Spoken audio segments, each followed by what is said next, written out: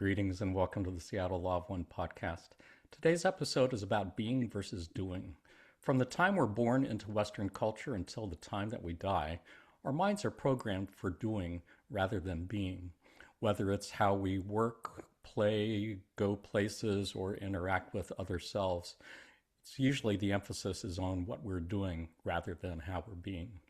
And even in our religious or spiritual practices, many, if most people, resist meditation specifically because they find it difficult to sit in silence for more than 2 minutes. And yet the entity known as Quo has said many times that it is our being rather than our doing that is the best way to be of service to others. What does this mean, and how does it apply to your spiritual journey? Let's find out. My name is Jonathan Tong, and I'm facilitator for the Seattle Law of One study group. We can be found in the list of study groups at the LNL research page shown on your screen. We do also have a Facebook group, and we meet on Zoom twice a week, Tuesdays from 3 to 5 p.m. Pacific time, Saturdays 8 to 10 a.m. Pacific time. You don't have to live in Seattle or anywhere near Seattle to join our Facebook group or our Zoom sessions. Anyone who's interested and available is welcome to join. Just contact us at seattlelaw1@gmail.com to get on our mailing list. We send out emails once a week with Zoom links and information on what we're talking about that week. We do also have a YouTube channel where we keep recordings of previous podcast episodes, as well as recordings of our monthly Q&A sessions with Jim McCarty. Just go to our YouTube channel and hit the subscribe button if you'd like to receive notifications when we upload new videos. And contact us at seattlelaw1@gmail.com if you would like to sit in on any of our Q&A sessions with Jim McCarty. As mentioned, our topic for today is being versus doing. Let's go ahead and meet our panelists. Panelists, let our viewers know who you are and where you're calling from, starting with Ashley. Hi, everyone. I'm Ashley from New Jersey. So great to have you on, Ashley. Welcome back. Seems like it's been forever. And Gregory? Hello, everyone. I'm Gregory, and I'm here in Portland, Oregon. Super happy to be here. We are super happy to have you on for the first time, and hopefully not the last time. Do you want to remind all our viewers that none of us here are experts or authorities on the law of one? We are just normal people like you, talking about spiritual things that seem important to us. Anything that any of us say could be wrong, and you're welcome to disagree with anything or everything that any of us say. If you are already familiar with the law of one and the entity known as Quo, you might want to skip ahead to the chapter on being yourself. Otherwise, for those who are new to the law of one, you can think of it as a set of spiritual teachings based on the understanding that all is one and that one thing is love.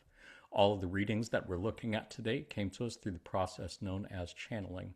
You can think of channeling as a form of telepathic communication between humans and entities such as angelic beings, extraterrestrial beings, inner planes beings, spirits of deceased, higher self, etc. A channel basically serves as a mouthpiece for other entities to speak through, and in this case, those entities would appear to be of extraterrestrial origin. There are two types of channeling that have been developed by our friends at LNL Research. Trance channeling is when the channel is in a trance state, meaning they are subconscious or unconscious, as if asleep, meaning they are not at all aware of what words are coming out of their mouth as they are saying them. This is how contact was made with the entity known as Ra back in the early 1980s. Conscious channeling is when the channel is in a conscious but deep meditative state, meaning they are only somewhat aware of what words are coming out of their mouth as they're saying them. This is how contact was made with the entity known as Quo, starting in the mid-1980s up to present day. Who is Quo? You can think of Quo as a group entity made up of three social memory complexes: Ra at 6th density, Latui at 5th density, Hatan at 4th density. You can think of a social memory complex as a planetary consciousness.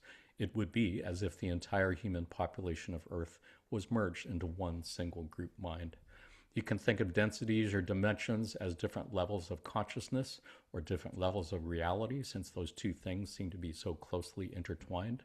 Imagine, if you will, that the elements of earth, fire, water, and air have some form of consciousness, as many indigenous peoples have been saying for centuries that they do.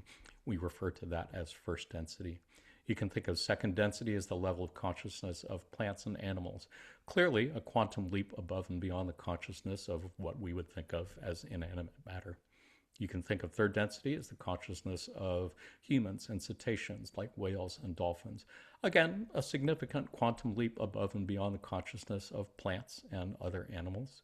You can think of fourth density as the level of consciousness of the social memory complex. Again, as if the entire human population of Earth was merged into one single group mind. Clearly a quantum leap above and beyond the consciousness of an individual person. You can think of fifth and sixth densities as whatever would be comparable quantum leaps above and beyond fourth density. There is more to it than that. And if you want to learn more about it, check out our podcast episode on densities and dimensions. Otherwise, for now, suffice it to say, the entity known as Quo appears to be made up of three planetary consciousnesses: Ra at sixth density, Latwi at fifth density, and then Hatan at fourth density. First contact with Quo was made by the L&L Research Channeling Team in 1986, almost 2 years after the end of the Ra contact in 1984. They have been channeled every month since then, up to present day by the L&L Research Channeling Team. You can find transcripts of those channeling sessions in the Conscious Channeling Library at the L&L Research website shown on your screen. Having said all that, let's take a look at a few passages on being yourself.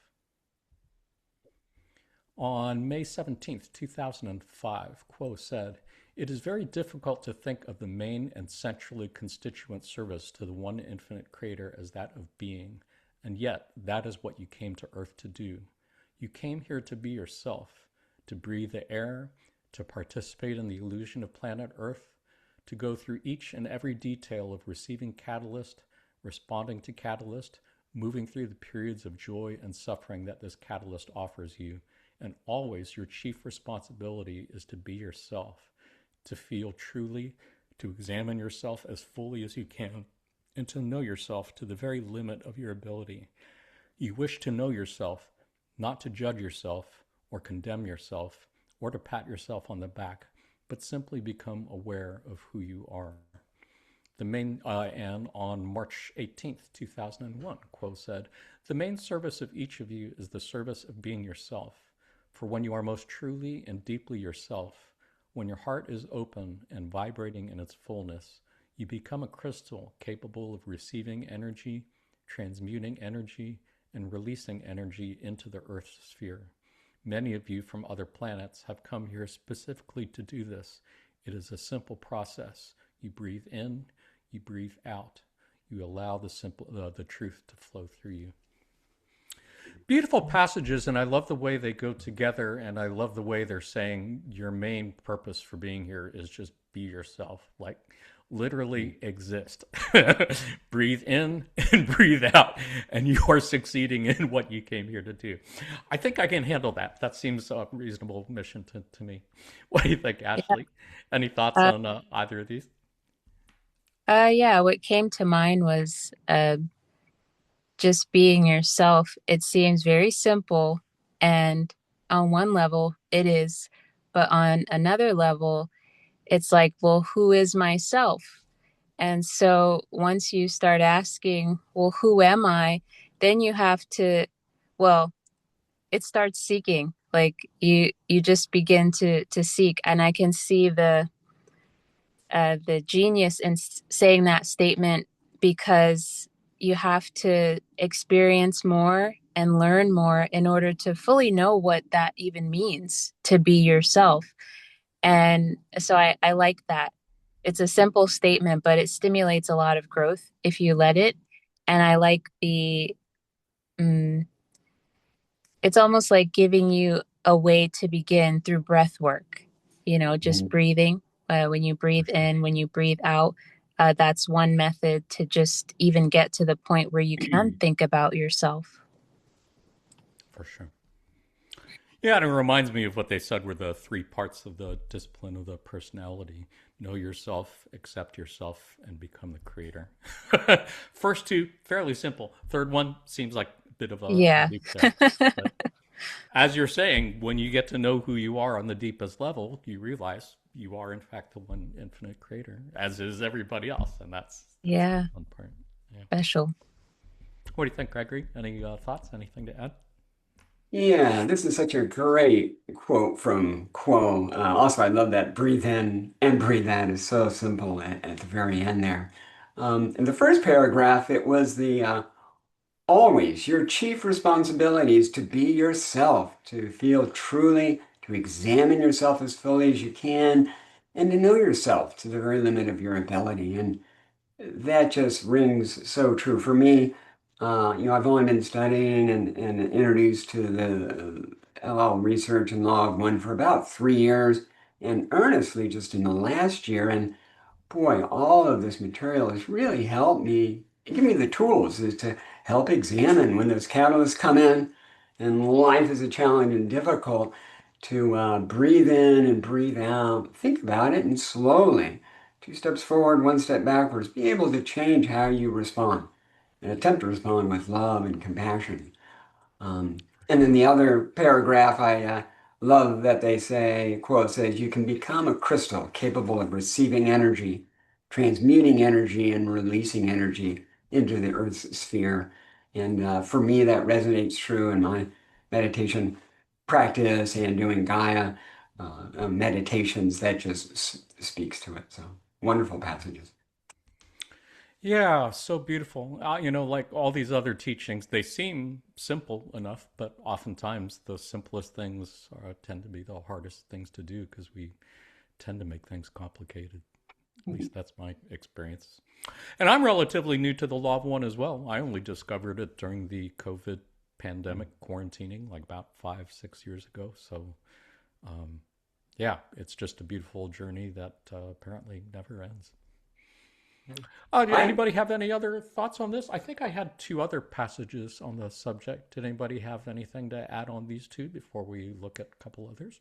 Yeah, I'm just curious, Ashley, how long have you been familiar with the Law of One material? Um, like many, I finally read The Raw Contact in 2020, um, around that time. Uh, but it would come up over the years. I'd hear it from a friend saying, "Hey, that sounds like the Law of One," because of my own distortions. And they said, "It sounds like the Law of One. I should read it." But it wasn't until 2020 that I actually did. Yeah, yeah. Yeah, interesting. I guess all three of us are relative newbies compared to folks who've been working with this stuff for decades. But yeah, I think it's fair to say most people, this is not the first spiritual metaphysical material they've been exposed to. Have lots of other things or other things that they learned about, studied that, at least in my case, helped kind of lay the ground and build the foundation to put what I've learned from the Law of One to practice. And Mhm. in that sense, I guess it was good. Good job, higher self, in planning this out. Anybody else? Any thoughts on anything before we look at a couple other passages? Let's do that. On November 19th, 1997, Quo said, for the primary service is to share sacrificially the essential vibrations of self with the planet that you call Earth, in order that the planetary consciousness may be lightened at this critical time, metaphysically speaking, in Earth's history. So no matter what occurs within the outer world, as the one known as C observed, no matter whether one develops a new physics or works and retires, the primary service is performed as you breathe in and out and as you are most deeply and truly yourself. And in session 80 of the Raw Contact question 10, Ra said, it is also to be noted that an adept is one which has freed itself more and more from the constraints of the thoughts, opinions, and bonds of other selves. Whether this is done for service to others or service to self, it is a necessary part of the awakening of the adept.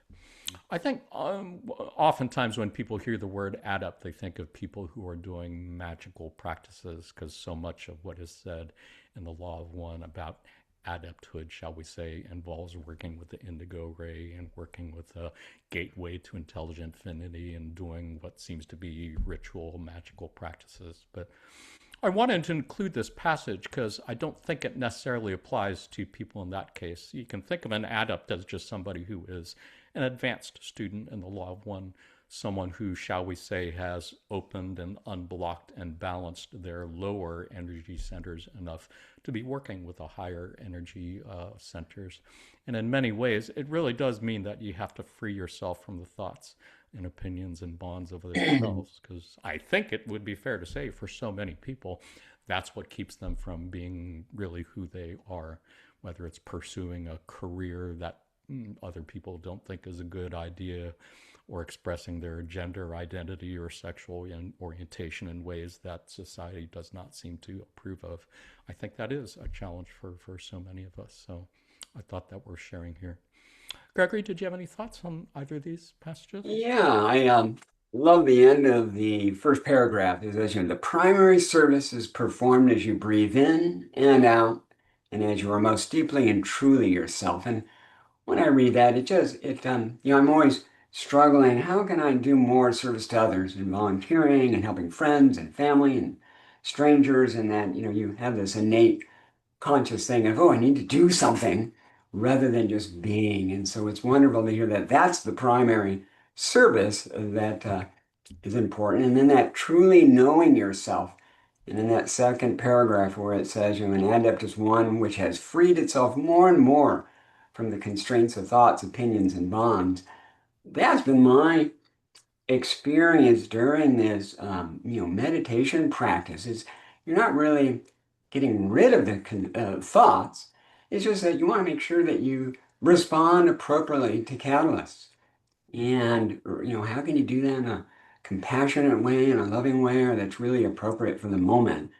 And slowly through meditation, contemplation, slowly I can actually see that occurring where it's getting easier for me to stop doing the stupid things and responding to others when it doesn't go the way I think it should, and just responding with love, accepting what's going on. So I love this passage. Yeah, and it's interesting how they note that whether it's done for service to others or service to self, it's important to not care what other people think. And it's a really interesting perspective to think of when you imagine people who seem to fit those descriptions on either path. That it is an important part of being true to who you are on the deepest level. What do you think, Ashley? Anything to add? What came to mind with the first paragraph was that we're to be the self, at least for me, it's getting more and more in touch with your heart. Like you can't fully be yourself until you've opened your heart, because to share essentially with yourself that vibration to me could only be love. It could only be from the green ray. So this being the self is living with heart is what I'm hearing, opening the heart and living with that, whatever that means for you, that is you. That is how you are sharing those vibrations. Um, that's just what came to mind. And again, I love that they brought up the breathing in and out. Breath is very overlooked, even in the biological sense. Most don't breathe from the diaphragm, the belly, they breathe from the lungs, very shallow. So this is again just another little gift of how you begin is just by breathing. That's also a gateway to meditation too. I snuck that in there. If you get good at breathing, you get good at meditation, at least for me. And with Ra's quote, I I like this because it's not just the you freeing yourself from thoughts, opinions, and bonds of other selves. It's also, in my experience, what thoughts, opinions, and bonds you have with your internal self. It's the thoughts I have about me and my opinions that might have been stimulated by outside catalysts, but in the end, I chose to label myself or box myself. So there's power in releasing bonds from the self as well, by the self, create self created. That's I all. Thanks. appreciate your sharing that. I honestly can say I had not thought of that, hadn't thought of it that way. And yet, yeah, of course, that makes perfect sense as well. and where, again, I would imagine the meditation practice comes in handy. Appreciate your sharing that. And I did want to remind viewers, as long as we're talking about breath and breath work, there have been many passages in channeling sessions over the Yeah. years talking about breath work as a spiritual practice, taking in the energy from the universe and blessing it and breathing it back out. And we did indeed do a podcast episode on breath work a ways back.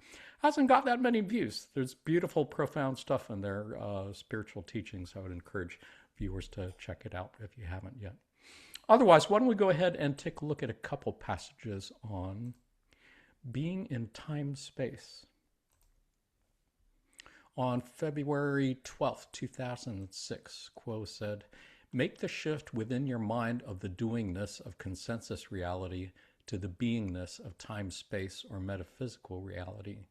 Realize that those things which in the physical are mere shadows, that is, your thoughts, become living, breathing objects, essences, and creatures in the metaphysical world. Your intentions are very real, metaphysically speaking, and your subsequent actions, metaphysically speaking, are as the shadows of these intentions. That which may seem glorious in consensus reality may have almost no weight in the metaphysical world, and that which seems only a shadow in the physical world may have tremendous weight in the metaphysical world, thereby turning logic on its ear and all of your ambitions to dust." Super fascinating passage, and for viewers who are new to these terms, yeah, space time generally refers to the physical universe as we know it, that can be perceived by the senses. Time space usually refers to the metaphysical universe, the universe that we really can't perceive with our senses. And what they're saying here is things are often flip flopped in those two. And I find that super fascinating the way they've discussed it here. What do you think, Ashley? Any comments, thoughts on anything here? I love that Quo shared this because it is necessary for us on this path, bound in 3D, where it can feel like this is more real than what is beyond. Just bringing to mind the fact that this is but one layer of reality and that there are higher mechanics at work, and that those higher mechanics actually have greater sway than the illusion.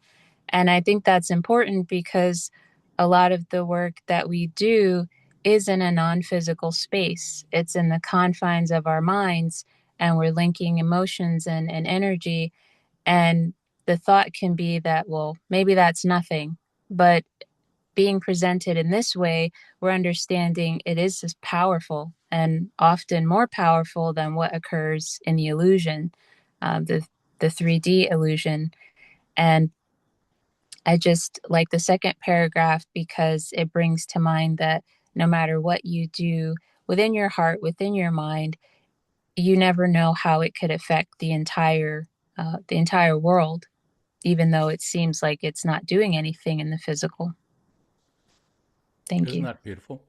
Yeah, Yeah. what a beautiful, powerful thing to contemplate. And yeah, it reminds me, I think it was Max Planck, who was a Nobel Prize winning pioneer of quantum physics, who said something to the effect that the matrix of reality is mind, not matter. Most Mhm. people generally think that matter is a construct of the, or that mind is a construct of the matter. What we think of as mind is just a bunch of electrons firing in your brain. But he's saying, no, it's the other way around. When you get down to what the universe is actually made of, it's made of mind and Mhm. consciousness. So the idea that thoughts are more real than objects in some ways does seem to have bearing here. Mhm. What do you think, Gregory? Anything to add? Yeah, this is such a wonderful text because it's just not intuitive. We live in this 3D world, in this incarnation, and we think that objects and space and matter is primary. And here they're saying, no, like you said, it's a reversal. And I love it where it says that your thoughts can become living, breathing objects, essences, and creations in the metaphysical world. And just reminds us we're all creators and we don't really know it most of the time. So it's critically important to think about how do we deal with our thoughts and our reactions when we have catalysts come up. And it kind of reminded me of In the Zen Buddhist tradition, they talk about the discriminating mind. And I grabbed here, they describe the discriminating mind as the habitual tendency to categorize, judge, and create dualities like self, other, or good, bad, to directly experience reality as a unified whole, often referred to as satori or non-dual awareness. And by practicing meditation, one cultivates a non-discriminatory wisdom. And I just love that. It merges so well, this law of one material and a lot of the Zen tradition of trying with practice to get our minds to not be so tightly held to always saying, oh, I don't like that. I love that. I wish this person was different. I wish my reaction was different. And slowly get better at how we respond to catalysts. But I was Yeah, I thinking. appreciate your sharing that. And that is definitely one thing that I've appreciated about the Law of One over the number of years that I've studied it is that, yeah, there is so much in the Law of One that resonates with Christianity for sure about unconditional love. And there is so much that resonates with Buddhism and beingness and being in the moment and such. It's a really beautiful balance and blending of East and West, I think. Super nice. I really love that part in the second paragraph that's in blue where they say, that which may seem glorious in consensus reality may have almost no weight in the metaphysical world, and that which seems only a shadow in the physical world may have tremendous weight in the metaphysical world. This is probably a good time to remind our viewers that these words came through the process of channeling, meaning the person who was saying these words really was only somewhat aware of what words were coming out of their mouth as they're saying them. They really didn't know where they were going with it. They were just trying to say the words that were coming to them and making what they believed to be telepathic contact with a highly evolved extraterrestrial planetary consciousness. And so, yeah, I mean, I don't know anybody who talks like this normally. And just what a beautiful thing to think that the people who seem like such a big deal and seem so powerful in our normal consensus reality and metaphysical reality might really not be that big a deal, really might be insignificant. And the people who we think of as being significant, including the three of us here and you who are watching this on video, may well be a lot more significant than you think. That's a beautiful, powerful thing. Yeah. A Oh, quick and thought that, yeah, just a quick thought that came to me was is that we think when we have a passing thought that geez, I don't like what that person did, or I have this feeling, and we think it's a private thing that has no consequence. And here they're saying, man, that can have a significant consequence in the metaphysical world. So be careful. yeah, yeah. It reminds me of times when it's been said in channeling sessions, or I think in Journey of Souls. Also, there was a story about somebody who thought he was doing a lot of good in the world by giving a lot of money to charities, but in his post-incarnation briefing, what they brought up was the time he had some random conversation with some lady sitting on a bench at the bus stop who was having a hard time and offered words of consolation. And that thing, which did not seem the least bit significant to him at the time, made all the difference in the world to that person. And what an amazing thing to think about. Or just smiling at a stranger can make a big difference. Anybody else? I think I had one other passage to look at on the subject. Anybody else have anything to share? Any thoughts on this? Let's take a look at another one. This is from September 26, 1999. Quo said, for the world of the seeker who has become consciously aware of the desire to seek further and who is consciously attempting to live such a life, the terrain shifts from the world of physical objects and activities to world of thoughts, ideas, and intentions. These two worlds merge within the seeker, for the seeker is living in two worlds at the same time. The seeker is living in a very physical consensus reality in which consensus reality rules apply. And in that, it would seem obviously better to feed 1,000 people than to feed one, to heal 1,000 people than to heal one, to console 1,000 people than to console one. Further, it would seem obvious that the seeker who is putting in a considerable amount of her energy and her time upon seeking within the self, meditating, spending time in contemplation, that this kind of activity was not serving others. It would seem obvious that this kind of activity is selfish and service to self. The confusion that the seeker often feels is because these two worlds are offering conflicting pictures and giving conflicting information. For within the world of spirit, it is not at all obvious that it is better to heal 1,000 than to heal one. It is not at all obvious that spending time upon one's development as a person is selfish. In fact, to the contrary, in the world of metaphysical existence, time spent upon developing the gifts and skills of the spirit can be clearly seen to be service to others' work of the highest order. Of the highest order, ladies and gentlemen, viewer watching this, that's pretty good. That's pretty powerful. And I think that's a beautiful thing. The idea that doing the inner work, healing traumas, dismantling triggers, finding ways to forgive someone or people who did you wrong can be service of the highest order for the whole planet. What a beautiful thought. Gregory, any thoughts on anything here? I love the very beginning, for the world of the seeker who has become consciously aware of the desire to seek and further. That was me, is that just in these last 2 to 3 years of kind of waking up and realizing that it's not just about the physical 3D world. If I want to do some volunteer work, well, that's helping others. And, how much effort do I put into it? Whereas is what I've come to realize in all this material supports and encourages is that looking within, looking at the time spent contemplating and meditating and thinking about how we respond to others and how do we respond to ourselves, our dark side, how can we respond better? Um, and the fact that it's just as important to do the one's own personal development as it is to help others. It is wonderful to read. Yeah. Finding inner peace can help the world be at peace. Balancing your energy centers inside and allowing that love of the creator to flow more freely through you. That's service to others. That's beautiful. Ashley, anything to add? I really love, Gregory, that you always see your thoughts and emotions and actions, it seems, in a long-term holistic view. I like to hear, it makes my heart happy to hear that you know that your thoughts and emotions are affecting others, and how precious is that when we're not isolated from one another, and we start living and thinking with everything that we do for others, even as we're doing it for ourselves. It's very beautiful to see.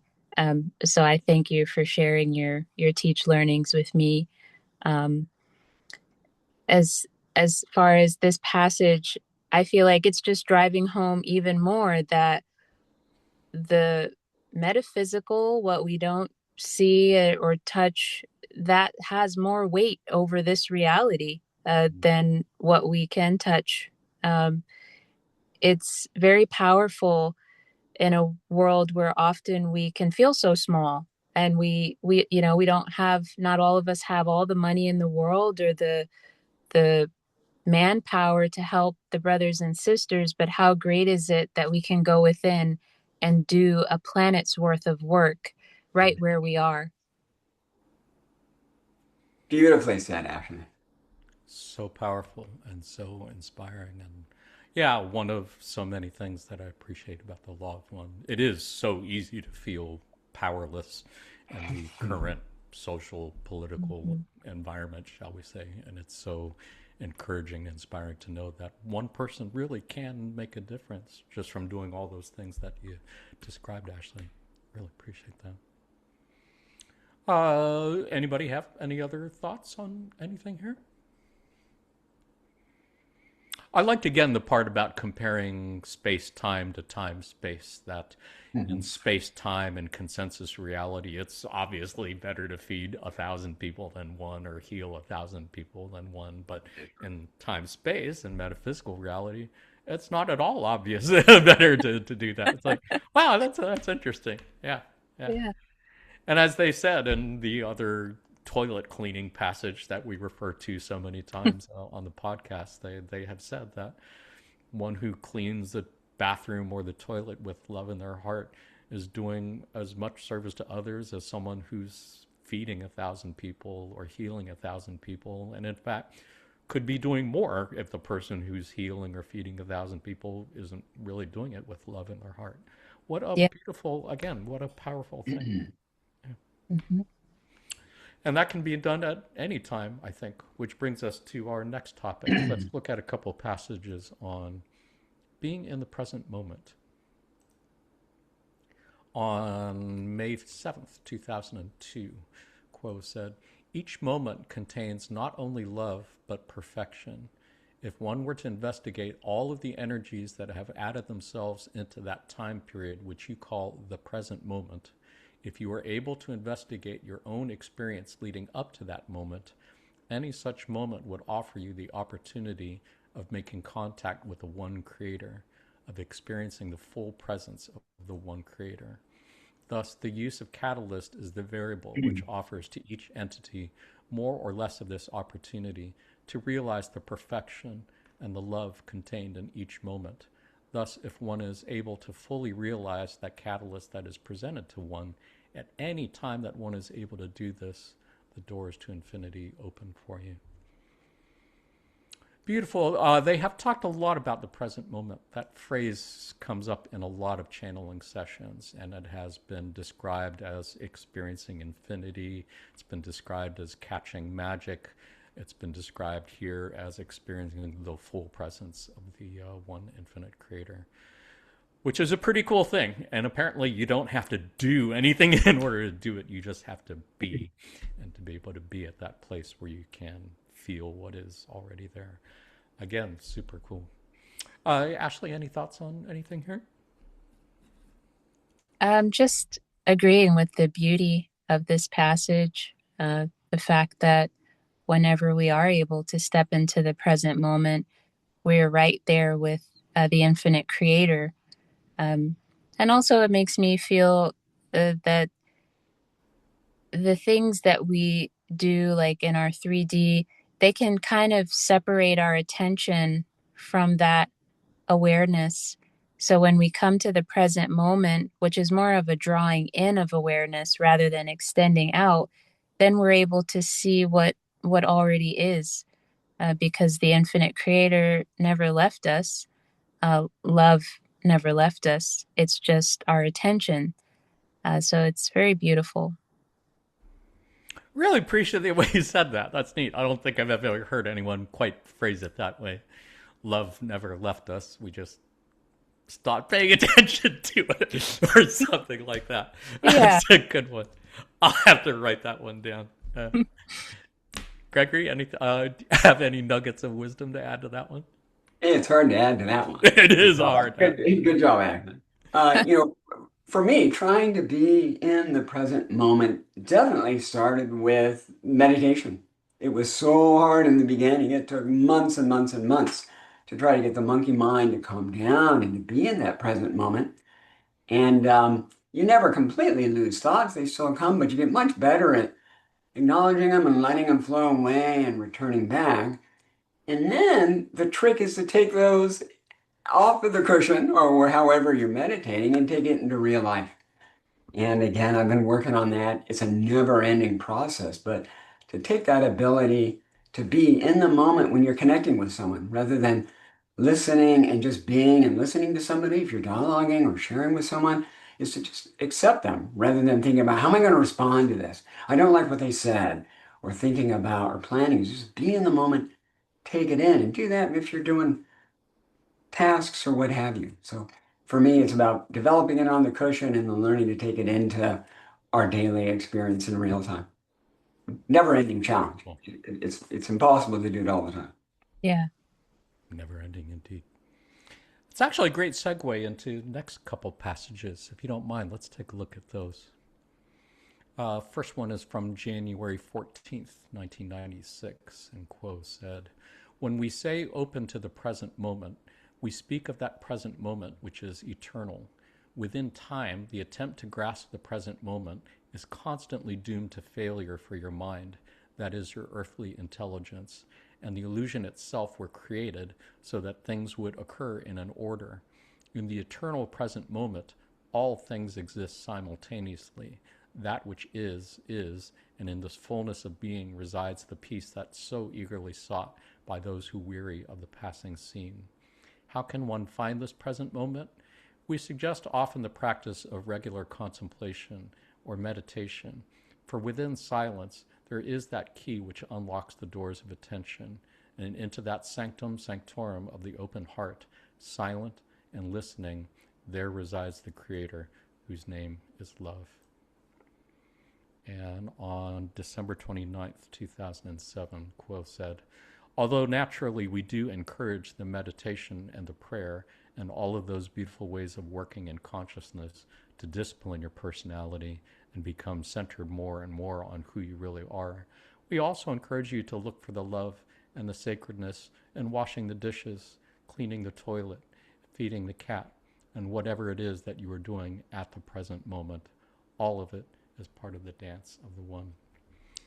Beautifully speaks to what I think Gregory was saying. I think Quo stated it a little more eloquently, perhaps, than Gregory. In your defense, you're not an entire planetary consciousness, my friend. You're just one little pinpoint there. So you did pretty good. But yeah. Yeah, I love what's said here so much. I think we could impact. Ashley, any thoughts on anything here? Um, the last part jumped out at me where it said all of it is part of the dance of the one. And I was just thinking that in every action, in every space that you're in, if you're washing dishes, cleaning the toilet, feeding your cat, in every location, the creator is there. It's not somewhere else. That is, the creator is there, but that's also the creator. The toilet is the creator. The water in the bowl is the creator. So that's just filled my heart to know that we're always surrounded by the creator if we choose to acknowledge that. Yeah. Yeah, it's a good reminder of what I think has been referred to as the holographic universe. A hologram is an image where the smallest part of the image still contains the whole. And I think Quo has said many times the universe is holographic from the very largest scale down to the smallest quantum. Each part of the creation contains the entire creation. The smallest unit of matter contains infinity. And as they're saying here in the first paragraph of the present moment, the smallest unit of time contains eternity. If the present moment is the smallest unit of time, it contains eternity. That's a pretty cool thing. Yeah. Past, present, future, all in that one single moment. What do you think, Gregory? Any thoughts? Anything to add? Yeah, the last sentence of the first paragraph, that which is, and in this fullness of being resides the peace that is so eagerly sought by those who weary of the passing scene. And boy, I found that in the meditative process of is that, you could be struggling with issues from the past, issues you've got in the future, relationships, what have you. And when you can get and focus on that present moment, a lot of that can evaporate and disappear, and you can really get the peaceful in the moment disconnecting from all this 3D world that is providing us way too much catalyst. And the other thing that I have to chuckle at is that I turned washing the dishes and doing the pots and pans and loading the dishwasher as a practice. And I've been doing that for 2 years of literally you washing the dishes as a meditative practice at home to take it into the real world. And it's gotten much better. Still not perfect. I'm not totally zoned out, but I love being able to take on a task, hikes in the forest, washing the dishes to try to be in the moment.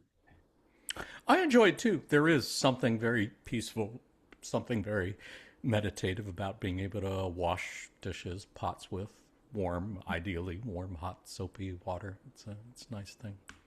As long as we're talking about meditation, would you mind, Gregory? Can you share a little bit about your meditation practice? Like, what do you do Yeah. daily? It was about two and a half, a little over 2.5 years ago when I started hanging out with the local Zen community. And so, my meditation practice has evolved dramatically over the last 2.5, almost 3 years. And now it primarily consists of half of my sit will be spent doing pranayama, which is breathing exercises and running the energy from the earth through your root chakra up to your third eye, doing kind of a triangle meditation practice where you're holding your breath and then the same number of counts exhaling, and then the same number of counts inhaling. And then the other half is really on stillness in the moment, very slow breathing, focus on the third eye, coming kind of from the yogic tradition. They don't do that in Zen, but I also have been doing a lot of yogic related meditation practices. Wow. Yeah. Oh, that's beautiful. Ashley, would you mind sharing a little bit about your meditation practice? My current practice is one meditation for Gaia healing, and then another one is just sitting in the silence, being receptive to the Creator. Nice. Do you do that at a regular time each day? The mornings for the Gaia meditation and evenings. So it's like one in the morning, one in the evening. The silent meditation, just opening to the Creator, could be any time that I'm free throughout the day. Nice. Yeah, it's beautiful. Appreciate your sharing. As they're suggesting here, there are many different ways to meditate, and there's no one correct way. Sitting there in silence is not the only way. I like to Om. Om is a really beautiful, powerful vocable that has a lot of metaphysical meaning. And I find that oming really helps me tune in with the vibration of the universe, like tuning forks that are vibrating in sympathy. And usually, when I do that, it's a Gaia meditation. I'll usually do Gaia meditations in the morning around 5:30 for about 20 minutes or so, and then I usually do the same oming Gaia meditation in the afternoons at 4 o'clock Pacific time, which would be 7 o'clock Eastern time, which is the official starting time of the Gaia meditations that folks at Illinois Research do. So I try to do that for about 10 minutes or so. And it's nice. But it's different for everybody. So we did do a podcast episode on meditation, viewers. So if you are someone who has not really found a good meditation practice yet, I encourage you to check it out. Our friends in the Confederation seem to really highly recommend it often. Does anybody else have anything to add on this passage before we look at something else? Not on the passage, but there are quite a few Sanskrit mantras that I've accumulated over the years. I also like oming and such. It's like a great tuning, and then I let it go. But it's very powerful to get you in the zone. Yeah, it works for me. And I think I use a recording. If you go to YouTube and just type in Om chanting, there's lots of different recordings. And they come in different pitches. I have a fairly low vocal range, so I had to find one that's in a comfortable range for me. Viewers Mhm. who are interested probably want to try playing around with different ones until you can find one that is comfortable for you. And I'm generally really self conscious about my voice, so oming by myself is something that I've only recently been able to start doing. Up to that point, I really kind of had to listen to it in earbuds and just kind of Mm. om along with it. Yeah, it has been mentioned a few times in channeling sessions. Also, they have indicated that Om is one of those Sanskrit sounds that have power before space and time and are part of the light that created the universe. So, Mm. got that going for us too. Check it out, viewers.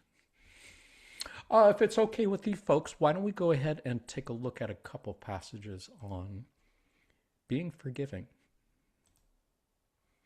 On November 16th, 1986, Quo said, "If you see anything except the face of love, you are having difficulties with perception. Forgive and forgive again. Forgive yourself. Forgive any who seem to have hurt you, remembering that you have faulty perceptions if you do not see love in every situation." And on June 23rd, 1990, our good friend Latwii, who is one third of Quo, said, each entity's job is to gaze at those situations which confront one, to find love, praise, and the giving of thanks.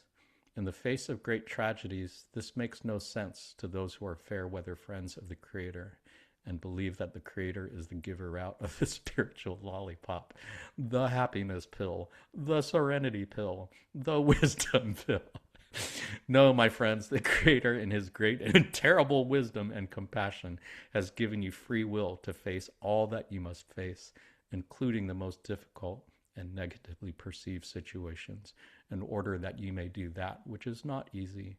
For how easy is it to forgive the small thing, the slight error of a friend?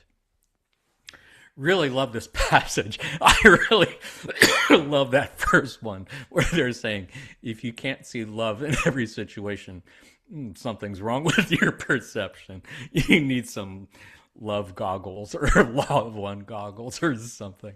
I just think that's hilarious. Not to mention the spiritual lollipop. That's great. Again, the person who said this did not come up with this themselves. They just said what came to them. Oh, what do you think, Gregory? Any thoughts on anything here? I also laugh and chuckle so hard at these. It is, and there's so much truth in it, right? That ability to see love in everything really is the nirvana. It's where you need to get to, and it's really difficult to do. But over time, you can see we are all one. We are all connected. So when you see behavior you're not happy with in others, you can say, I've had that myself either in this life or in a previous incarnation, and I need to show love and compassion. And I laugh so much when I hear the spiritual lollipop, happiness pill, serenity pill, and I'm a bit jaded perhaps with traditional, highly structured, organized religion, and I get the sense in some or many they are that. If you love God enough and that's all you do, and you ask and you pray for things, He's going to hand you out a lollipop or a pill to help you out. So it's wonderful to see Latui's perspective on it. Yeah, yeah. Well, and I love that last part at the end where they ask, well, how easy is it to forgive the small thing, the slight error of a friend? Anybody can do that. So the Creator in her great and terrible wisdom gave you the free will to choose to incarnate at this time so that you could experience a little more difficult, a little more challenging things to forgive than the slight error of a friend. What do you think, Ashley? Anything to add?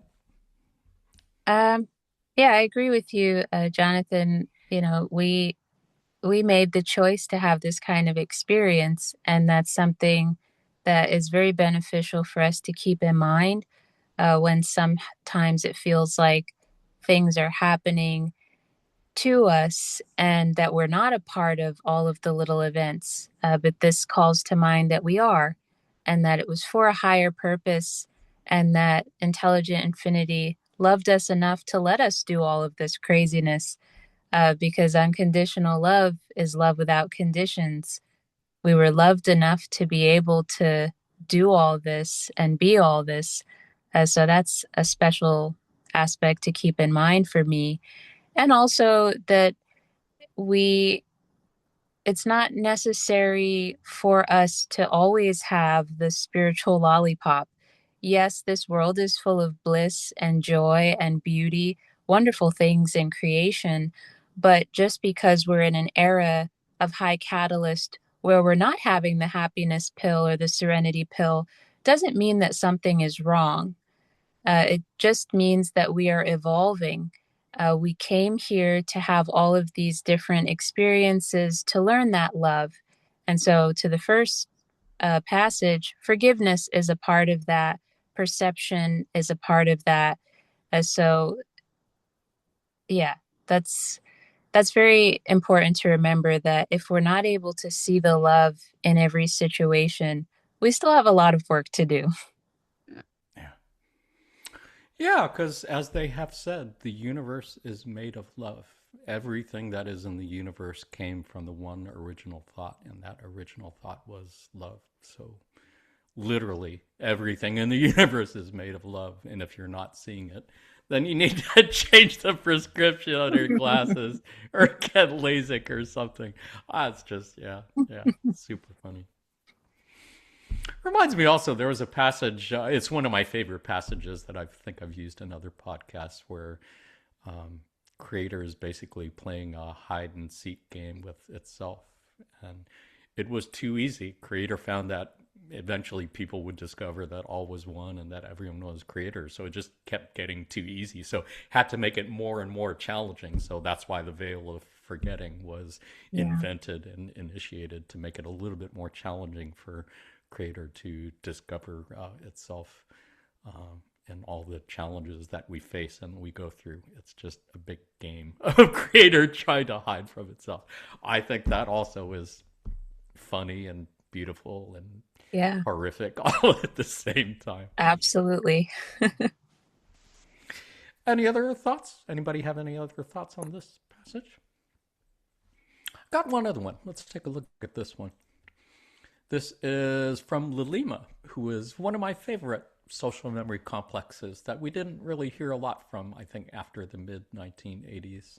But on May 19th, 1985, Lilima said, "Within your illusion, that which seems difficult, that which seems unforgivable, that which seems unacceptable, are those experiences which test your strength to love those who seem unlovable and to forgive that which seems unforgivable. Thus, you are as the one who lifts the weight. As the strength is gained, further weight must be added if further strength is desired. When you have passed from this illusion and you look back upon it and thumb through your own book of life, you will have quite a different point of view. You will see those times which seemed most difficult as being of the greatest opportunity to love, and those times then will seem as great treasures, whereas now they seem as great burdens. It is all a matter of the point of view, my brother. You have the narrower point of view now in order that you may test and strengthen your ability to widen this point of view." So beautiful, so I'm forgetting the words. It's Perfect. beautiful. Yeah. Yeah. Eloquent, I think was the word I was looking for. Yeah. Learning to love the unlovable and forgiving the unforgivable. What a beautiful, challenging thing that they liken to lifting weights. Heavier weights give you more resistance training, I guess. What do you think, Ashley? Any thoughts on anything here?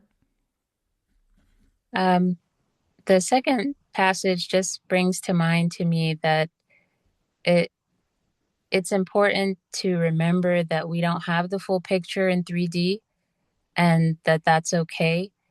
Sometimes even all of the information that we acquire and the catalyst and lessons, um, there's still, until we transition, going to be gaps in what we can perceive. And if you're very hard on yourself in your spiritual journey, a passage like this is kind of lifting that weight off.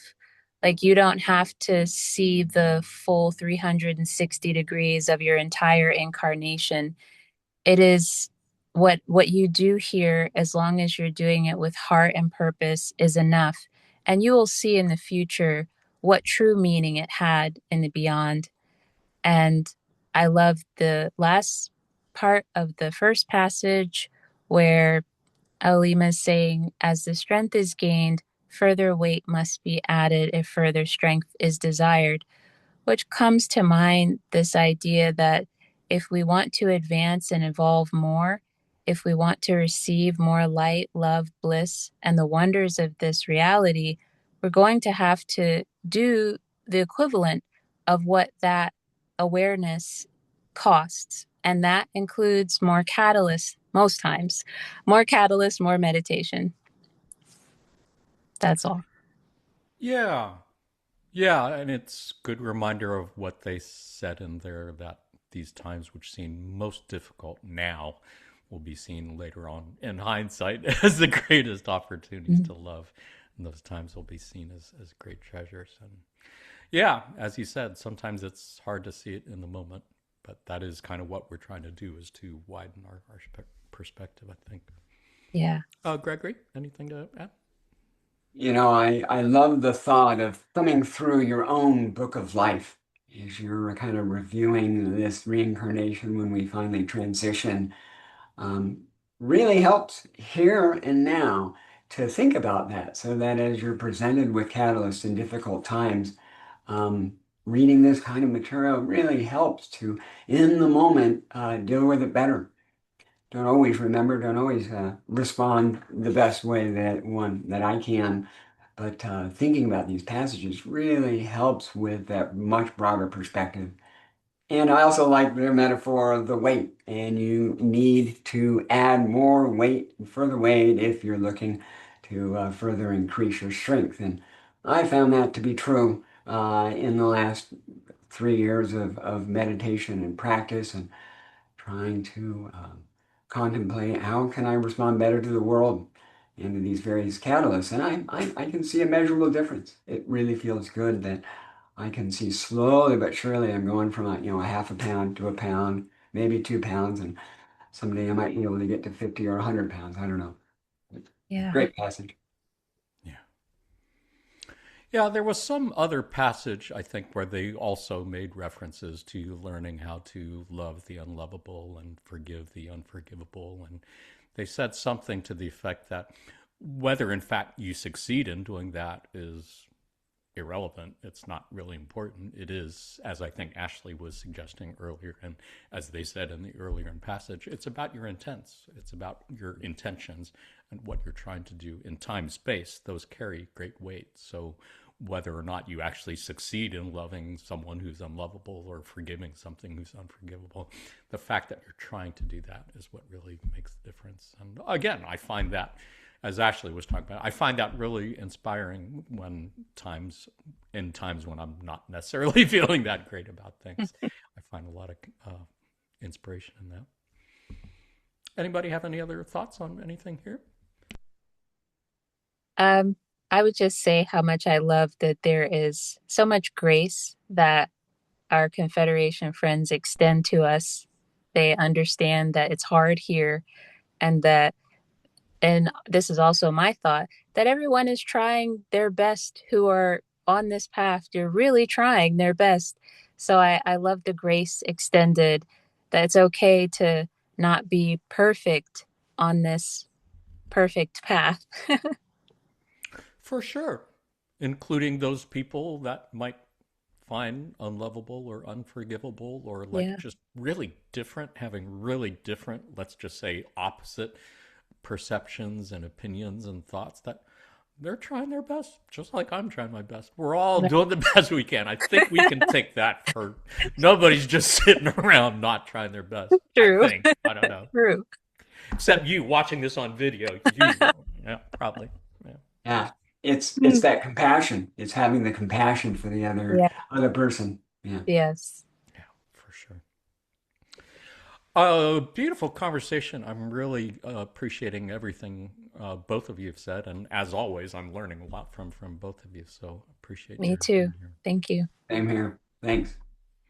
Had another passage on another topic. Are you guys ready to check that out? Hmm. Let's take a look at a somewhat lengthy passage on being whole, relating to the familiar yin yang symbol.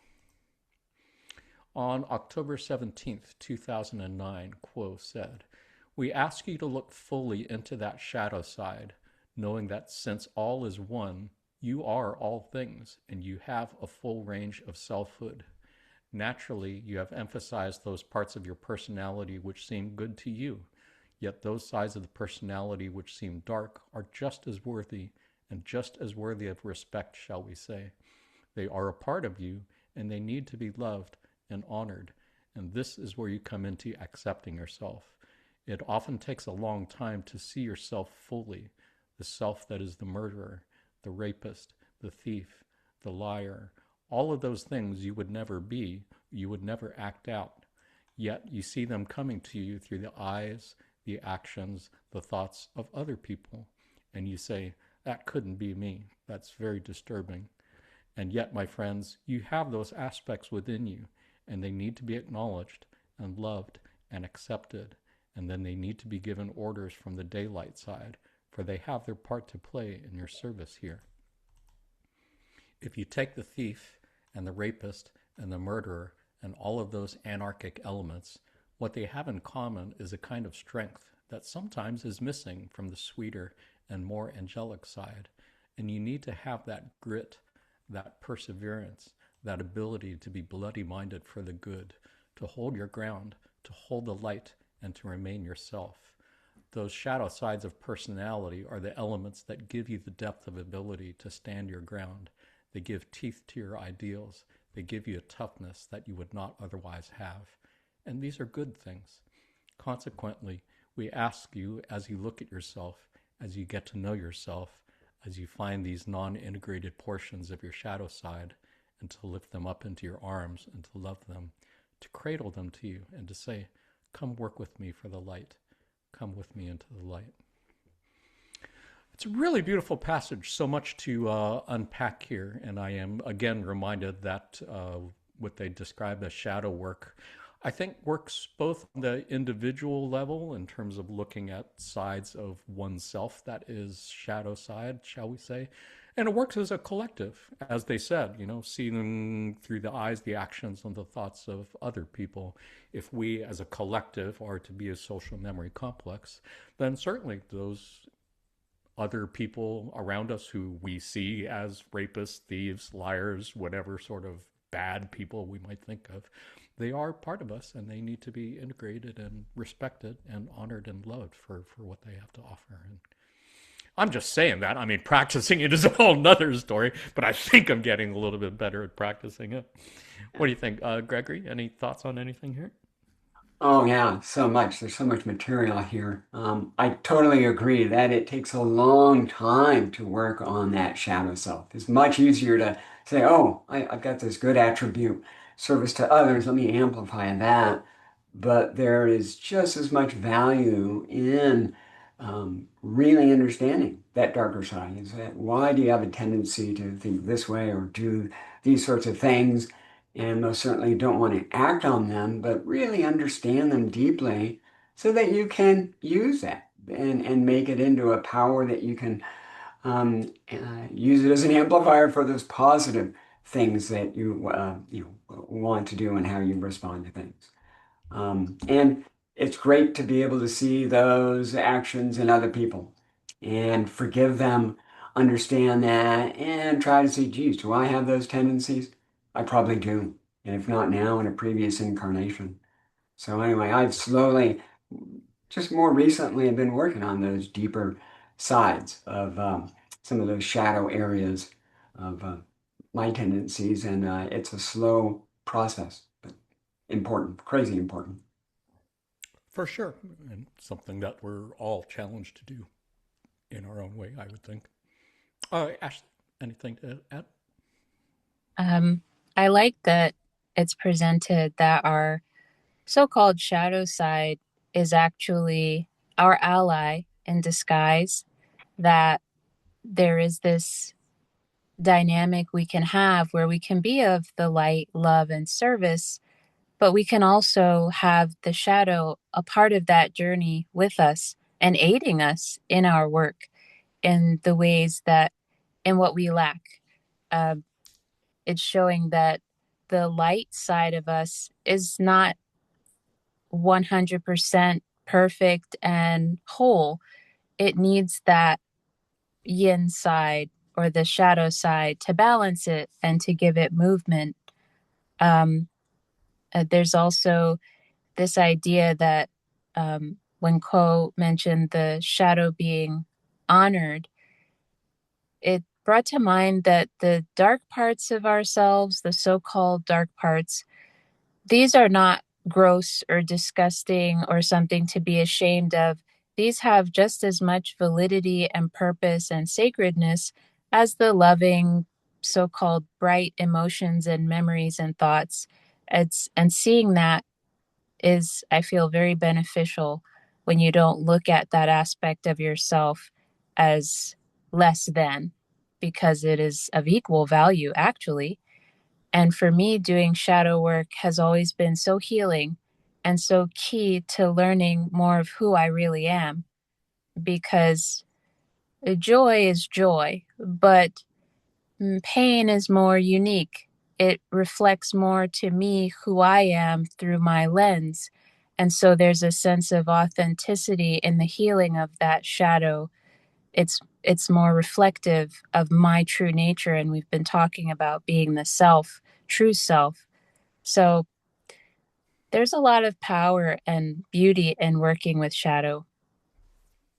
For sure. Yeah, Thank you. That's beautifully said. I think I was reminded of some other passage where Quo was saying, I think that either Quo or maybe Ra, they had an easier way going through fourth density because they had a relatively harmonious third and fourth density experience and were really able to pass up to fifth and sixth density without much resistance. But they did find that at some point they were kind of lacking that grit and determination and toughness that they're referring to here in order to deal with whatever catalyst they were dealing with at fourth, fifth, and sixth density because they had such an easy time because they hadn't had the resistance training of lifting heavy weights that we did, that they just lacked the strength and power to do what they needed to do in order to advance at that level. So it's a nice reminder again to accept, as difficult as the conditions are that we're living with, it is actually helping us now and is actually going to help us in the future incarnations and at higher densities, Yeah. I think. Yeah, both what Ashley said and Jonathan, what you just mentioned, those were really words of encouragement. Is engaging and exploring that shadow self is it can be really beautiful. Thanks for that. Yeah, yeah. I take so much joy and inspiration from so many passages, and I'm thankful that I have a Asian good student brain that is pretty good at remembering passages over time. And I do have literally thousands of pages of notes that I like save passages on and refer back to later. So Nice. appreciate it. Yeah. Well, that's the nice thing about these podcasts too. I mean, I save all the passages from each podcast. So when I'm trying to remember a good passage about being versus doing, I know that I can check one of the passages I collected from this session to do that. So, little cheater tip. You guys ready to look at? Well, I actually have one more topic, I think, and a few passages to look at. You guys ready to move on? Yeah. Nice. Let's take a look at a few passages on being a channel for love. Hope you appreciate the enhanced graphics I did for this episode. I just felt like these passages really kind of called for a graphic, a visual. So on December 29th, 2007, Quo said, "This is the place where you hope to share in great joy and radiance the love and light of the one infinite creator. For you heard the cry of earth, and you hope to hold the light at this time in a dark world, so that gradually, as you allow the light of the creator to shine through you, you could infect others with this joy and effortless flow of light and love that is coming through each of you at all times.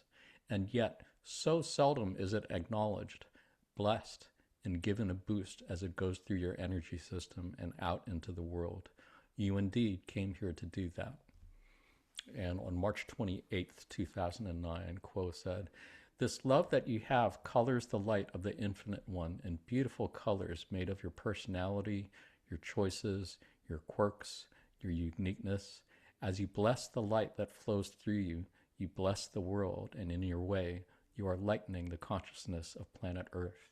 It is indeed the greatest service that any can offer, that service of allowing the light to shine through the personal self and out into the world."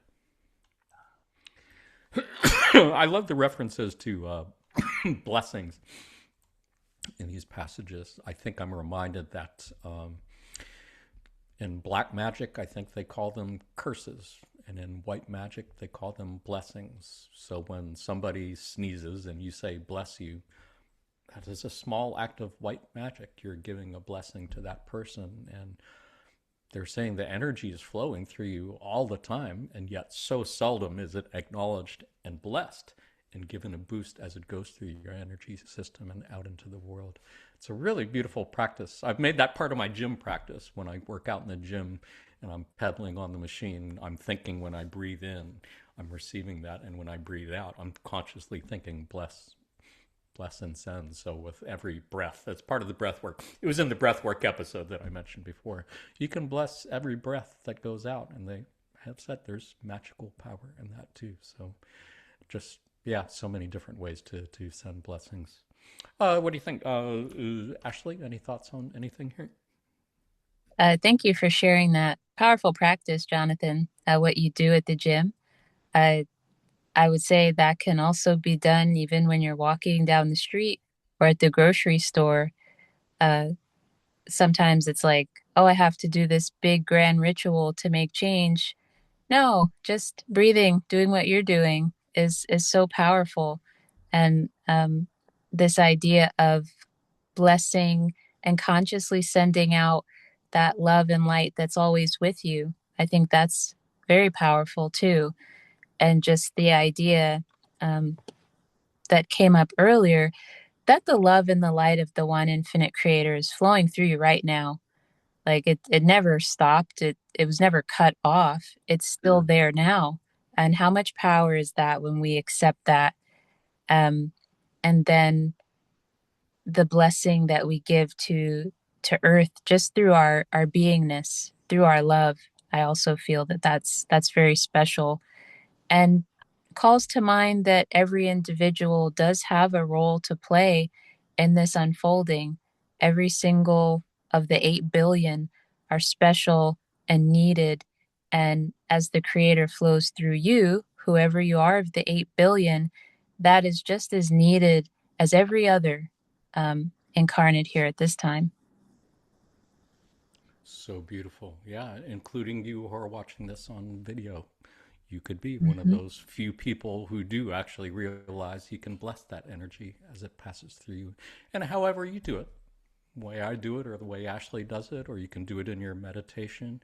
You can do it when you're washing your dishes. You can bless this moment. Any given moment, you can say, bless this moment, bless this planet, bless this earth, bless these trees, bless the sunshine, bless the rain, bless everyone on this planet.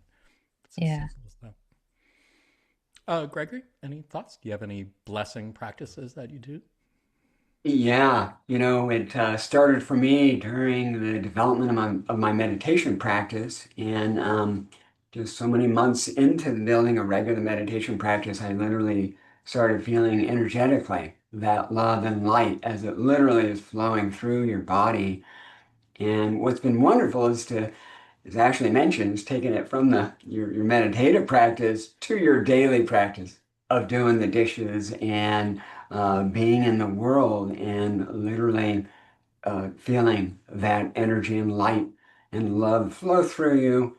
And the best part is that, as they say, it's unique. Everybody here is unique and changes and added their own uniqueness to that blessing as it flows through you. And so for me, it's been a wonderful practice to mentally go through that and physically, energetically been feeling that in the last couple of years. Great passage. Yeah, and it's not always easy to do, finding the time and the place to do it. I know I've enjoyed integrating it into my dance practice too. Miriam and I like to listen to Latin music after we have dinner and want to burn off some calories. And we're not doing fancy salsa dancing or anything like that. We're just kind of vibing and moving around. But as we do that, we ask Creator, we dedicate that dance to Creator, and we do it for God, we do it for love, we do it for Jesus, and we do that together. And as I'm doing the dance, I'm doing square breathing. We've talked about this, and that's another thing we talked about in the breathwork episode. It's square breathing is a technique that Jim McCarty has talked about, that Jim or that Carla shared with him in dreams after she passed, and it's a white magic practice that's been talked about. It just means if you can imagine a square, you can inhale for 4 counts, hold it for 4 counts, exhale for 4 counts, and rest for 4 counts and repeat it over and over again. So oftentimes when I'm dancing, because the music has a very regular, predictable 4/4 rhythm, I can say inhale and hold for 4 counts, hold and bless for 4 counts, bless and send for 4 counts, rest for 4 counts. And I'm just doing that over and over as I'm dancing. And again, blessing those breaths and integrating it with square breathing. I have found a really beautiful way to do it. I'll do it at random points in the day when I have time and I can do that. And it's a nice thing that doesn't take more than a couple minutes. I could do it in the car. I do it when I'm listening to music in the car too. It's just I try to do it as much as I can throughout the day. It's just have to be clever and creative, I guess, and finding time and space to do it. Absolutely. Yeah. Do you guys have any other tips for folks who are really busy and have a hard time finding time in the day to devote to a spiritual practice? Do you have any tips for making the most of little bits of time? Um, I would first, I love that, Jonathan, that you do the square breathing and where you do it every time you're dancing. That's so special. Thank you for that service. Wow. Thank you. It's a Thank you. joy. Thank you. Yeah. Um, I would say as soon as you become aware that there's a moment, like when I'm walking in the mall, I'm going to the store, but I get a moment where I'm like, hey, I could do something with this, you know? And so for me, um, I have a lot of years of meditation, so I'm able to enter a state of mind where I'm tuning into the present moment and the creator's presence and the perfection of what's going on around me.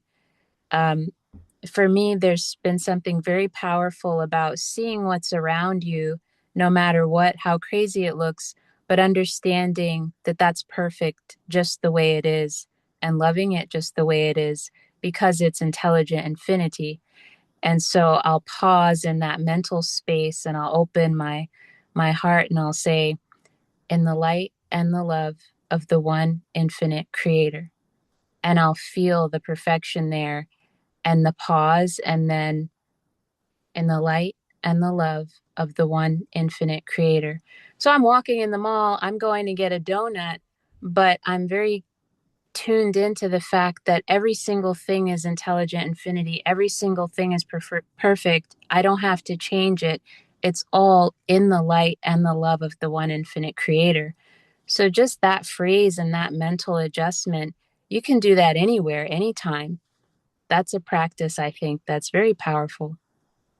Super powerful. Yeah, really appreciate your sharing that. Are you thinking of it as a blessing, or are you just thinking of it as being aware of the one infinite creator? No, I think of it as a blessing because I'm invoking that perfection of intelligent infinity in that moment. And in my experience, when you are able to tune into that sacred, whole, undistorted aspect of anything, whether it's a paper bag or someone, running past you acting crazy, in itself, I feel the energy of healing. So powerful. Yeah, so profound. Thank you so much for sharing. And I think that's the challenge of what they call work in consciousness is to become conscious of those moments when they're there, as opposed to just kind of sleeping, walking through the day and doing things automatically. To be of that state of consciousness and awareness to do that. Super powerful. Gregory, do you have any tips for folks Y- who have a Yeah, hard time?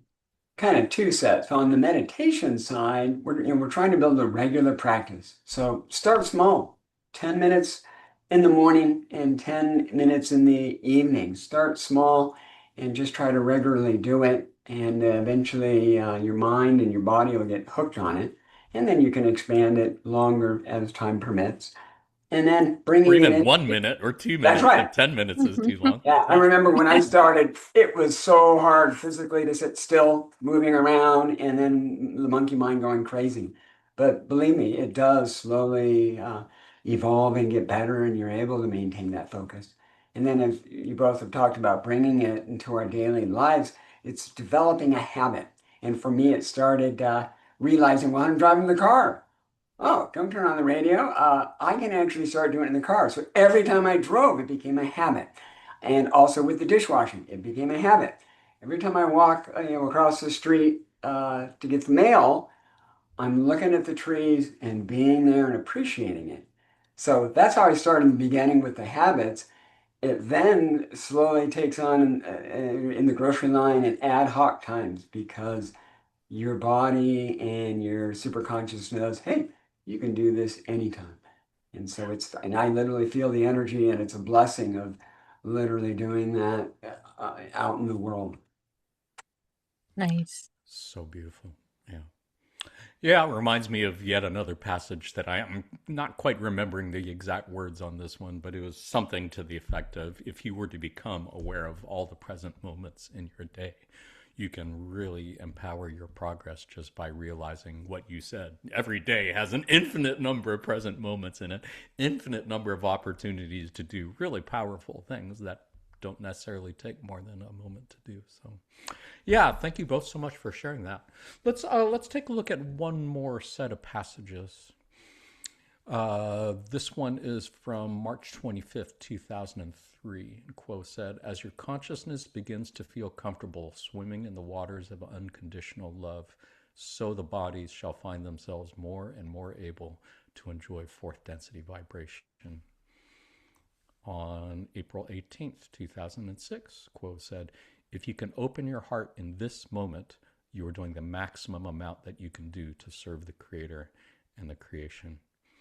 And on June 28th, 1987, Quo said, "All that remains from any experience within your illusion and all that is ever recorded within the nature of the soul is love. Whatever experience of love one is able to create and to share within any relationship or experience within your illusion is remembered and is gathered as the true harvest of the incarnation. All else is but a means to this end."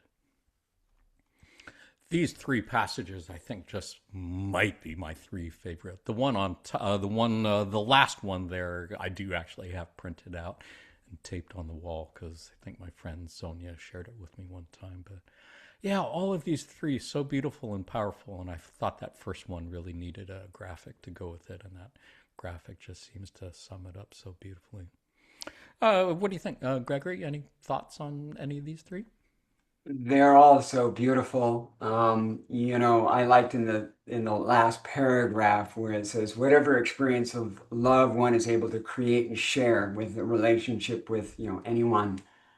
One of the practices I do on a weekly basis, I go help at a local soup kitchen and do a simple meditation with some of the residents that live there, and then serve lunch to 350 to 550 meals uh, during that 1 hour lunch period. And it's been the most wonderful experience over the last year and a half that I've ever experienced, in that I'm able to build a relationship with the residents and all of these homeless people, hundreds of them, and you get to know them. And it's all about the practice of creating and sharing love with everybody there, because you see so much struggling of people coming in with addiction, homelessness, um, all sorts of issues. But being able to create and share that love is uh, a beautiful process that it's really transformed my life. Yeah, what a beautiful gift of service that I have not done. Thank you for doing that. And thank you for doing it with love in your heart, since I would think that's kind of the key part of that there. Ashley, any thoughts? Anything to add? Um, First, thank you again, Gregory, for your service. That's so special. Um, wow, I love that. Um, the the point is love. They always bring it back to love because love is all that there is, and that just fills my heart. Uh, for me, this 3D reality and all of the things in it can be very complex, and there's a lot of moving parts, even on the metaphysical side. So when I see this, it just brings me back to the center that it's all about the love, to be able to remember the love that you are and the love that's all around you and the love that you came from. That's the point. That's nothing else really matters. And I like simple. I'm a simple being. So I love that this is the point and just them bringing it up. And I like that quote shared that when as your consciousness begins to feel comfortable, it's not right away that you feel comfortable with unconditional love or even how to tap into that. So again, I love that they extend grace to us who need time to get used to what that means and the process of opening the green ray, because it is a very different feeling to how 3D is living with an open heart. Um, Sure. thank you. Yeah, and thank you for reminding about the green ray and the open heart. And that is definitely what I love about that second passage. If you can open your heart in this moment, you are doing the maximum amount that you can do to serve the Creator and the creation. It's a great reminder of, I think, what they said in one of the earlier passages, that doing the inner work, Hmm. working on yourself, developing your spiritual gifts, is service to others of the highest order. And yeah, that's something I have taken to heart, if you don't mind my saying. Yeah, every day I think I have made that my main focus each day, to open my heart, open my green ray as often as I can, for as much as I can, for as long as I can. And everything else I say is it's a means to that end. Whatever else Yeah. I'm doing is really just hopefully a means to that end. And isn't the heart rate the one? It's the reason we're here in third density. Is Yeah. to open that up. It's like it's the top critical thing. So yeah. For sure. Yeah, which goes back to that first passage, which I love also. As your consciousness begins to feel comfortable swimming in the waters of unconditional love, so the bodies shall find themselves more and more able to enjoy fourth density vibration. Mm. It reminds me of something that Charles Darwin said in developing his theory of evolution. And I'm paraphrasing this. I don't think he said this exactly in these words, but this is what his theory of natural selection was about: was that survival of the fittest isn't about who's the strongest or who's the fastest or even who's the smartest. It's really about who's best able to adapt to changes. That's what determines a species' survivability. And I think for so many people, we're finding this a really difficult, stressful time. I think in many ways are having a hard time adapting to fourth density vibrations, because Hmm. third density vibrations are gone. There are really not any more Yeah. third density vibrations, which is why so many third density institutions, shall we say, seem to be crumbling and falling apart, because they are. And it's fourth density vibrations that are here. And I think the more that one can get used to swimming in the waters of, the more your consciousness can feel comfortable swimming in the waters of unconditional love, the more comfortable you're able to enjoy these fourth It density vibrations. And yeah, and I for have me, certainly found that to be true for myself. yeah, same here. It has helped so much to be able to explicitly open that up and deal with all the suffering and all the shit that goes on. Yeah. Yeah. Or the fuckery, as we call it in New Age circles, I believe, if you'll forgive the jargon. Yeah. So true, so true. Yeah. You got the right vocabulary, Jonathan. Yeah, and on that cheery note, any other thoughts on these passages before we wrap things up? I like your sticky note method. Uh, that came to mind when we were reading the passages. Hmm. I don't remember if you do you write something on it or I just have a little sticky note, and I just drew a typical Valentine heart shape, and I just put the word "open" inside, and I just put that like on a folded index card, so it kind of stands up like a name card, and I just have that in plain view, so it's near my computer because I spend a lot of time on computer. So I am a visual person. If I can see a visual reminder of something, then I'll remember it, and if I don't write it down, then I probably won't remember it. So I'm glad that you remembered it. Yeah. Do you have any sort of sticky notes or visual cues for yourself? I I don't. My because I've been meditating, like doing Zen meditation since I was 15 and I'm 33 now. My awareness just naturally shifts throughout the day into different uh outside of the normal reality states. So I don't need any external visual. However, when you said that your method, I thought that was something to mention for others who might be looking for a way, like you put your sticky note by your computer, but maybe you put one in your car or something, or get a bracelet that is a green or something to remind you. For sure. Yeah, so many different visual cues. And I think Carla or Quo have talked about that also, finding some sort of cues that you run across on your normal day that will remember you, trigger If your memory. I kind of figured you were spiritually advanced enough that you were kind of beyond sticky notes. Kudos to you. I'm still back in elementary school, I think. I What, Good. think it would Gregory? be, I think it would be important if you're dare so watching any mainstream media, cover your Cover your, monitor with those stickers to say, yeah, keep Yeah, love and light in mind. Try not to. Yeah, it's so easy to react to all those catalysts. So yeah. for sure.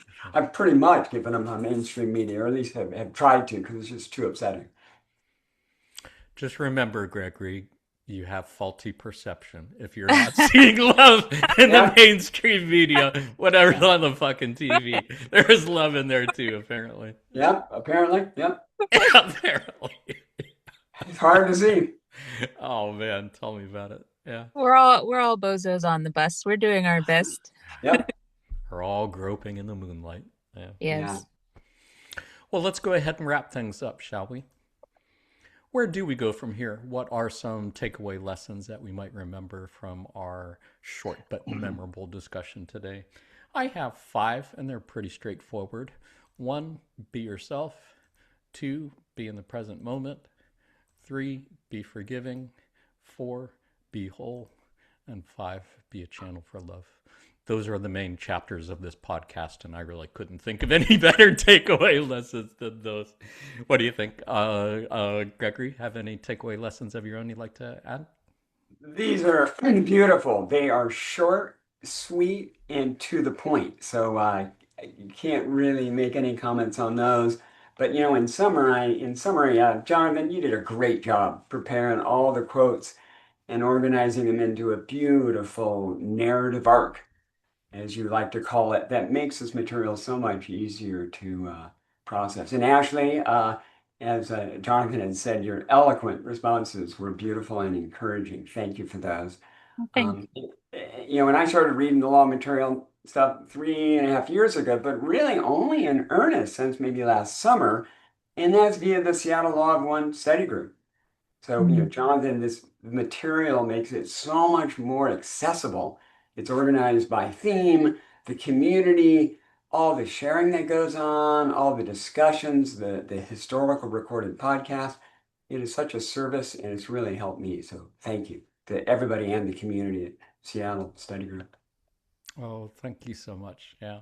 Both of you, I knew, had such a beautiful balance of wisdom and love. I knew this was going to be a great conversation and really appreciate your being part of it. And good reminder to our viewers there's lots of great study groups out there. Each study group has a different vibe depending on who facilitates and who's there. So if you are not part of a study group, feel free to check out this Seattle study group or go to the LNO Research website and check out their list of study groups and find one that you vibe with. Or check out Ashley's study group because she facilitates her own Law of One study group. Did you have any closing thoughts or takeaway lessons you wanted to share, Ashley? I'm with Gregory that the five you listed that were the outline for today's session are just perfect and in themselves to keep in mind. Um, so thank you. And I was happy to meet you, Gregory.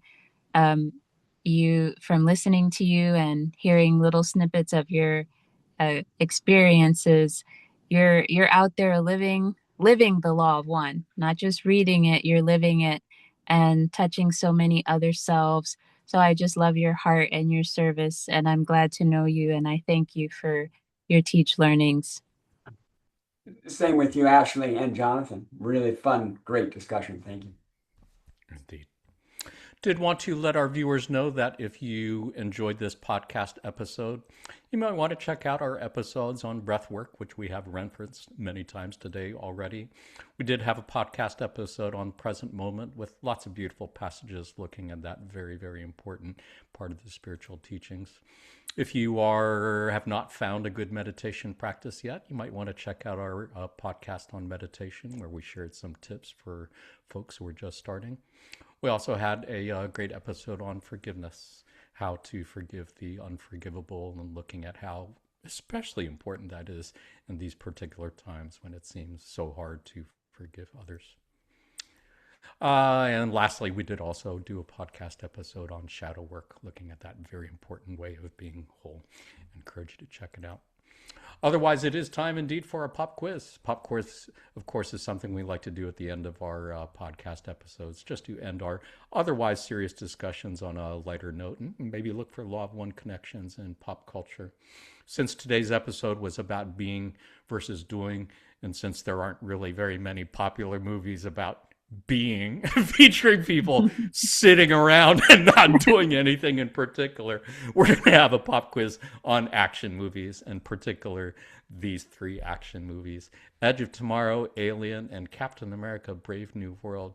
Ashley, are you familiar with these? Have you seen any or all of these? I've seen all of these, yes. Oh, nice. And Yeah. Gregory? I've definitely saw the first two. The third one, Captain Marvel, I have not, although I'm familiar with a bunch of the older movies, but haven't seen that last one. Nice. Well, I hope you enjoy the pop quiz here. I'm going to ask you three questions about these three movies. They're all great ones to know for anyone who is pop culturally literate. Panelists, go ahead, say your answers out loud so our viewers can hear you through space time. You who are watching this on video at some time in the near or distant future, say your answers out loud so we can hear you through time space. As always, the points don't matter. If you had fun, you won. Panelists, are you ready for your first question? Yep, Yes. ready. All right. Edge of Tomorrow star Emily Blunt also starred in which movie adaptation of a book by Philip K. Dick? Was it A, Blade Runner, B, Minority Report, C, Total Recall, or D, The Adjustment Bureau? Let's start with Edge of Tomorrow. Do you guys remember Edge of Tomorrow? Did you enjoy that movie? It was a great movie. Yeah, I saw it years ago when it came out in theaters. I enjoyed it. I loved it, and I've seen it at least twice, maybe two and a half times, because it was done so well. Wow. Comes up on cable TV from time to time, but yeah, for viewers who haven't seen it, I think it is generally regarded as a really great science fiction movie about a alien invasion and kind of a mashup of Groundhog Day and War of the Worlds, I believe, where Tom Cruise basically has to keep reliving the day over and over and over again. For reasons which are more complex than I feel like getting into right now, but in order to succeed, and teams up with Emily Blunt in a great performance. Do you guys know who Philip K. Dick is? I'm Gregory? drawing Yes, a blank. Ashley does not. Gregory, what yeah. can you tell Ashley and our It's viewers who are not familiar very with little. that He's name? a famous science fiction writer. And if you told me his top five stories and books, I would probably know them. I can't list them, but famous science fiction author. Yeah, he specialized in dystopian futures, writing about them in the 50s, I believe. And several of his were made into movies, including Blade Runner, Minority Report, Total Recall, and the Adjustment Bureau. So your question, panelists, is which was Emily Blunt in? I'm going to go with the Adjustment Bureau because I don't I think I probably watched. I don't think I saw the whole thing. I definitely seen Blade Runner, Minority Report, and Total Recall, and don't recall her. So I'm going to say D. It's a good I'd be guess. wrong. Ashley? Hmm. That's a logical choice, Gregory. It makes me want to choose it. um, I'm gonna say B. Minority Report was a great movie. Also had Tom Cruise in it, actually, Yeah, as a I matter of I fact. love that movie so much. Oh my goodness. Yeah.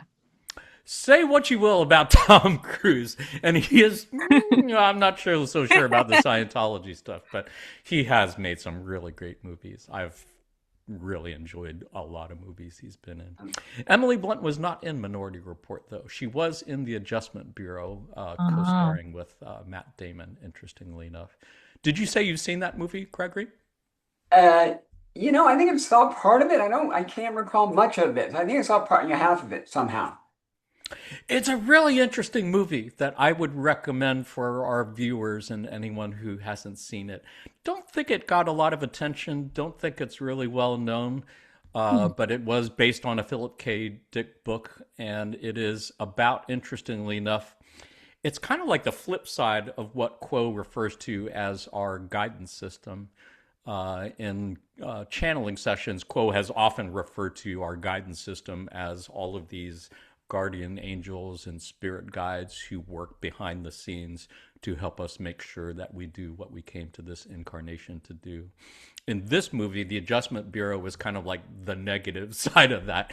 It's a group of metaphysical entities who are usually seen wearing hats, as you see in the shadows on the building here, who work to make sure that people do make choices according to the plan that apparently has been put forth by the chairman. So Matt Damon and Emily Blunt apparently were not supposed to meet because if they met, she would keep him from becoming president of the United States and he would keep her from becoming a very successful ballet dancer.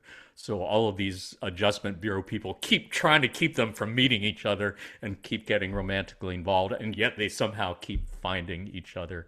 And they use these hats to go through different trans-dimensional doorways, and Matt Damon eventually gets his hand on one of his hats. So the last part is them like running away, trying to escape being caught by passing through interdimensional doorways. It's a great movie. Wow. Yeah.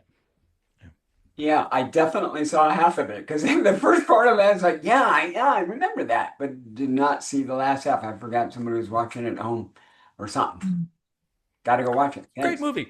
Do definitely recommend renting it on YouTube or something for $4. It's I would say not a waste of time. Are you ready for your next question? Hmm. Ready? Yeah.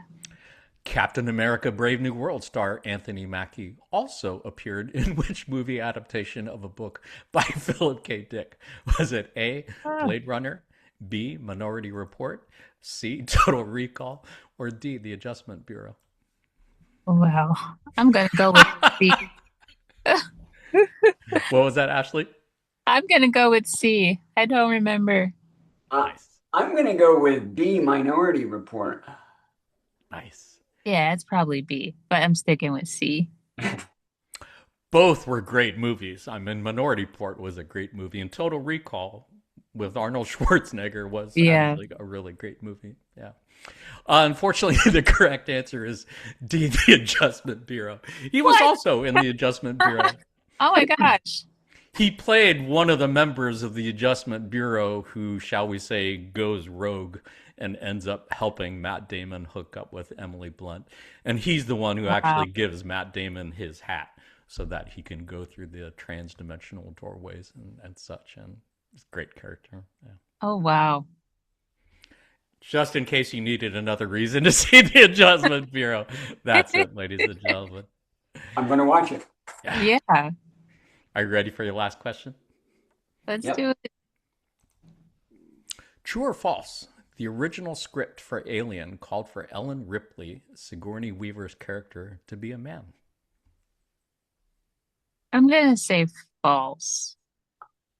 I'm going to say true because she was such a heroine in that, and given the timing of it, I could believe that things. I know it's got to be a male. So I'm going to go out on a limb and say I think it's true. Nice. Correct answer is false, depending on how you look at it. Apparently, the original script did not specify gender for any of the characters. Hmm. So Ridley Scott, the director, to his credit, decided to cast Sigourney Weaver as the lead. Definitely a casting that defied typical Hollywood casting. And Sigourney Weaver apparently said later that she was grateful to play a role for her character that valued her confidence and her bravery and her abilities rather than just being a good looking person and being the romantic lead for somebody else. And yeah, it's It pretty cool. was an epic choice. She's the goat. Like, she, yeah. Sigourney Weaver and all of the Alien movies, it's not Alien without her. Just say that. It seems like it. I'm embarrassed to say I have not seen a single one of them. I'm generally not into horror movies, and I believe this kind of fits into that genre. So I I A haven't. little bit, yeah. Yeah, I remember watching the first one, and it was the scariest movie I had watched in my life up until that point. It was quite old, and I remember realizing I'm sitting on the edge of my seat, so tense, going, "Oh my God, I'm physically reacting to the movie." It was so intense, and it was wonderful to see Weaver play that part. She did such a great job, and I think it propelled her career. And it was so much fun to see her in Galaxy Quest Oh decades yeah. later. She did Yeah. that was fantastic. Thank you for mentioning that because I was going to bring that up. That is one of my favorite movies, and yeah, Hmm. she was so great in that. As were all the other cast members. It was a really great ensemble production. Have you seen Me, Galaxy Quest, Ashley? I have seen it. I don't remember everything about it, but I saw it and I was like, oh my gosh, Sigourney Weaver's there. And yeah, I when it comes to the Alien series, I always thought, oh, cool, gross, but cool. I didn't, I never had the fear response to the aliens, to any of them. I've watched them all through the years up to the recent one, Requiem, and the Predator franchise. It's like adjacent to the universe. Yeah. You just Uh, thought when that thing comes busting out of that guy's chest, it was just, I'm like, it's I'm like like, a medical gross. procedural movie. I'm like, I gross, was but awesome. I was scared shitless. It was horrible. And what's funny is that just in recent years, I cannot watch anything that's too stressful, any horror, any war, anything that's too much. So my limit has been limited dramatically. Yeah. But the first Alien, I watched, and I love Galaxy Quest because I was such a Star Trek fan as a kid and had an obsession with UFOs from young childhood and the like. And so I that. Star Trek theme on Galaxy Quest was just so much better than a trivial parody. Worth watching. Yeah, it was intended as a parody of Star Trek specifically, but as anyone who's seen it knows, that it was really more a love letter to Star Trek and to the fans in particular. And that it was done in a really beautiful way that was so funny. And Alan Rickman did such a great job, and Sigourney Weaver did a great job of Yeah, subverting your typical female movie yeah. It roles. was a homage to Star Trek. It was done really tastefully Yeah, and funny. super funny. Yeah, super funny. I have seen it several times. Miriam and I think, both like that movie a lot. Well, panelists, thank you so much again for being here and for great times and great laughs and great teach learnings and learn teachings. Thank you for all you've done and continue to do in service to others. To all our friends at L&O Research, thank you for all you've done and continue to do in service to others. And to you who are watching this at some time in the near or maybe very distant future, thank you for all you've done and continue to do in service to others. We are sending you our love light and we are receiving yours. Until next time, in love and light of the one infinite creator. Adonai, namaste. Say goodbye, Saturday. panelists. Bye. Love to you Bye. all.